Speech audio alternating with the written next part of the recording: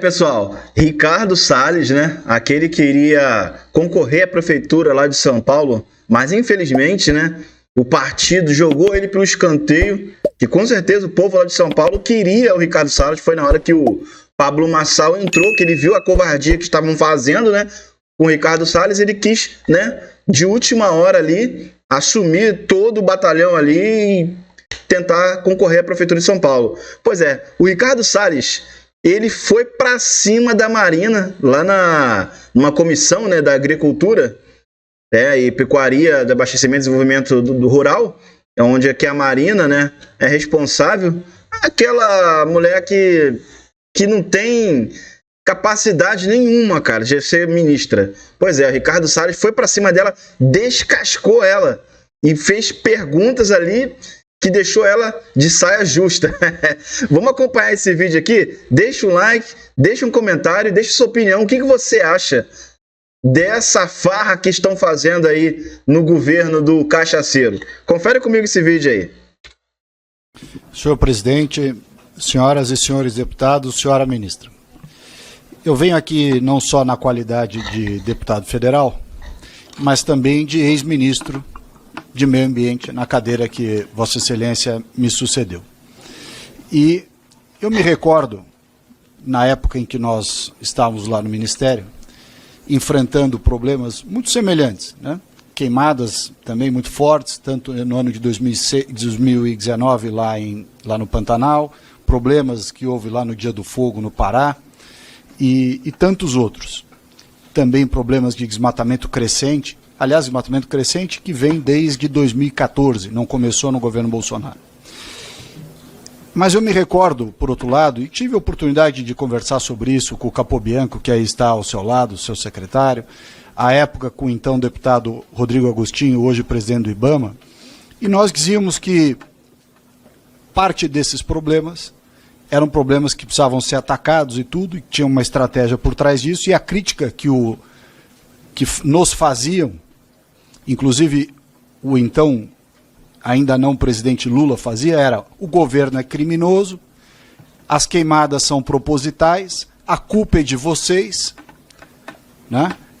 E hoje, numa situação ainda mais grave de queimadas e outras coisas, embora tenha caído o desmatamento, a culpa é do clima. Então, quer dizer, o próprio Lula que dizia que quem estava no poder era o criminoso e queria um incêndio, agora não, agora a culpa é do clima. Quem está no governo não tem nenhuma responsabilidade. Não tem nenhuma culpa, é possível, cara. Eu procuro ser mais honesto, né, intelectualmente e menos venal do que foram conosco. Tanto que a senhora não vê críticas minhas públicas da forma como foram feitas contra mim à época, de maneira injusta e venal. Estou vendo a senhora dizer, anotei aqui as suas palavras, que atua nesse momento, nesse seu, acho que terceiro período à frente do Ministério, com generosidade e respeito. Portanto,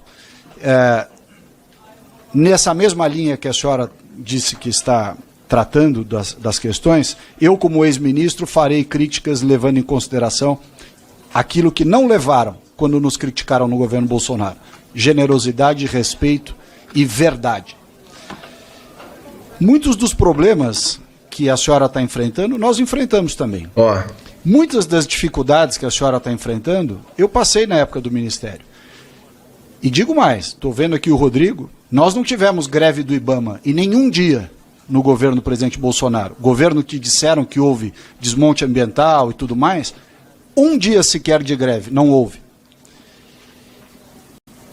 O concurso que está sendo preenchido foi feito no nosso governo. Nós abrimos as vagas de concurso. E o concurso andou e o seu governo está dando posse ao concurso que nós fizemos. Nós recebemos... Ricardo Salles é muito preparado, né, pessoal? Sem concurso, há anos com déficit de orçamento, ou seja, uma série de problemas recorrentes. Que a senhora, evidentemente, está tendo que lidar com eles também. E, novamente, está recebendo um problema gerado pelos seus colegas de governo, que não lhe dão os recursos e o apoio necessário para administrar o problema, assim como alguns no nosso governo também não se sensibilizaram lá no Ministério da Economia na época. Mas a questão, senhora ministra, que me parece talvez a mais produtiva e construtiva que nós poderíamos ter aqui diz respeito a uma questão de mentalidade, sobretudo. Eu me recordo a época, e isso não me traz, evidentemente, nenhuma satisfação, eu fui a todas essas localidades onde haviam graves problemas de queimada.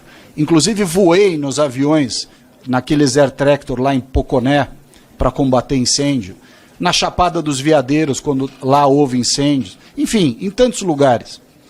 E uma das coisas que nós detectávamos era que, por uma questão de enviesamento ideológico, secretarias de Estado e órgãos federais, naquilo que lhe cabia,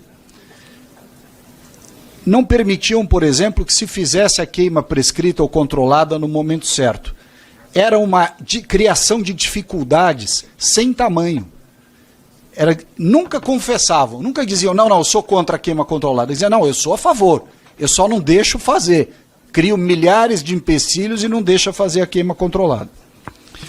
Não deixa fazer os aceros, como se os aceros fossem uma agressão ao meio ambiente. Os aceros são uma medida de prevenção. E os xiitas que ocupam, às vezes, esses órgãos, não deixam fazer.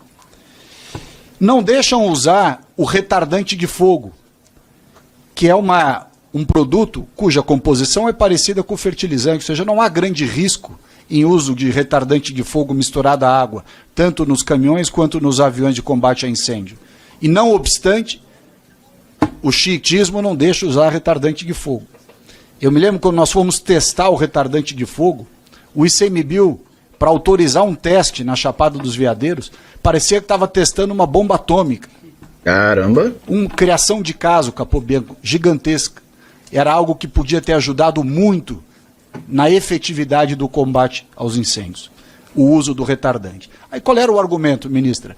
Não, sabe o que é? É que o retardante, onde ele é usado, a vegetação cresce mais rápido do que onde ele não é usado e cria um desequilíbrio ecológico. Pelo amor de Deus, é um argumento de retardado mental. Outra questão importante, tocou aqui o Tato no assunto do represamento, das APPs. Chegou mais do que na hora de entender que nós devemos incentivar a retenção e o represamento de água nas propriedades em todos os locais. E para incentivar isso, não só regras que facilitam, mas regras que sejam equilibradas para a compensação ambiental daquela APP em torno do represamento. Está mais do que comprovado que represamento de água em propriedade rural, com APP desenhado em volta, mas não adianta desenhar um APP 20 vezes, 10 vezes o quanto foi suprimido. Isso é inviável, isso é absurdo. Você tem que desenhar uma APP ao lado da área que foi represada, do mesmo tamanho da APP que foi suprimida. E a visão xiita não deixa fazer isso. Não arromba, porque você faz o represamento e em volta você tem o APP. Isso é só quem não conhece fala esse tipo de coisa. Cara, ele tá praticamente dando uma aula pra Marina ali, Não tá? é verdade. Ali não é represamento, ali é ocupação irregular, é outra coisa. As unidades de conservação, ministra, as 334 que tinham à época, não sei se foram criadas outras agora, pelo que eu me lembro, não tem nenhuma regularizada. E, portanto, todos esses conflitos, e que às vezes dão causa à retaliação, né, a pessoa coloca fogo, tal, etc., também decorre da não regularização das unidades de conservação. Ou seja, são tantos problemas. O não pagamento pelo serviço ambiental adequado àqueles que preservam APP e reserva legal. Quer dizer, são tantos assuntos, tantos assuntos. Nós podíamos aqui falar da regularização fundiária, que seria uma medida importante para identificar quem são aqueles que ocupam as áreas. E essa umbilical, intrínseca, quase que dogmática aversão à regularização fundiária, Tato. Isso é ruim, porque se nós soubéssemos quem são os proprietários dessas áreas, no mínimo o nome, o RG e o CPF para ser responsabilizado, nós teríamos. Automaticamente ele teria que preservar 80% na Amazônia. O Ricardo Salles, ele sabe muito, mano. Vai usar os outros 20%. E aí nós temos uma discussão, de novo, dogmática, exagerada, que não respeita nem o Código Florestal. Porque o Código Florestal diz que na Amazônia a pessoa pode usar 20%. E a turma radical cria toda sorte de empecilhos para não deixar usar nem os 20%. Aí a pessoa fica miserável e ela usa todos os 100%. Ou seja, você empurra as pessoas para a miséria E aí elas simplesmente fazem aquilo que querem fazer. E só para concluir, senhor presidente, eu vi esta realidade, ministra, na sua região. Eu fui a Chapuri, na reserva extrativista Chico Mendes, de onde a senhora começou a sua vida política. E eu, quando fui lá, a Chapuri, na reserva extrativista Chico Mendes, sendo o berço da sua trajetória ambientalista e política, achei, Capobianco, que eu fosse ser linchado pelos moradores. Mas, a contrário senso, Tato, a queixa dos moradores, dos extrativistas, da reserva extrativista Chico Mendes em Chapuri, a queixa era contra o ICMBio. A queixa era contra a visão da florestania.